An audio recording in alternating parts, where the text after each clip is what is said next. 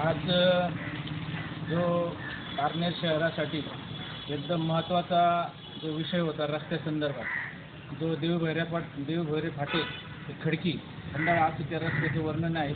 खासदार साहेब ज्यावेळेस आमदार होते त्यावेळेस त्यांनी हा रस्ता बजेट प्लेटवर घेऊन जवळजवळ 365 कोटी ह्या रस्त्यासाठी टाकले. म्हणजे इतका ऐतिहासिक निधी त्यावेळेस आपल्या पारनेर शहराला आणि तालुक्याला मिळून दिला. परंतु दरम्यानच्या काळात ज्यावेळेस सत्ता गेली, खासदार साहेबांचं सत्ता गेली, त्यानंतर या रस्त्याकडे कोणी लक्ष दिले नाही. परंतु त्या रस्त्याचं काम आज या पारनेर शहरात चालू झालेलं आहे. आणि हा रस्ता करत असताना ज्यावेळेस PWDचे संबंधित अधिकारी होते, प्रशासनाचे जे लोक होते, त्यांनी या पाठीमागे या ठिकाणचं स्थानिक प्रशासन, नगरपंचायत असो किंवा स्थानिक गावकरी असो, यांना विश्वासात न घेता या रस्त्याचं काम चालू केलं होतं. त्यामुळे इतक्या दिवस या रस्त्याचं काम थांबलं गेलं होतं. पण यापुढे या रस्त्याचं काम चालू राहील.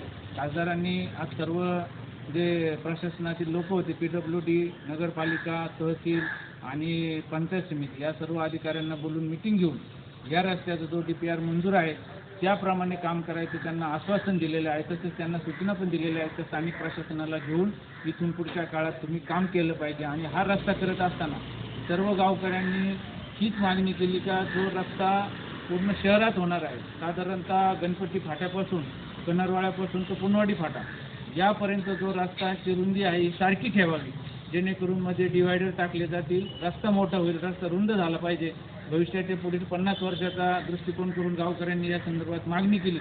परंतु PWDच्या लोकांनी सांगितलं की DPR प्रमाणे आम्ही रस्ता करू आणि ज्या ज्या अडचणी येतील त्यावेळेस स्थानिक प्रशासनाला याला मदत घेऊन आम्ही त्या सॉल्व्ह करण्याचा प्रयत्न करू, अशी या ठिकाणी या PWDच्या अधिकाऱ्यांनी आम्हाला आश्वासित केलेलं आहे.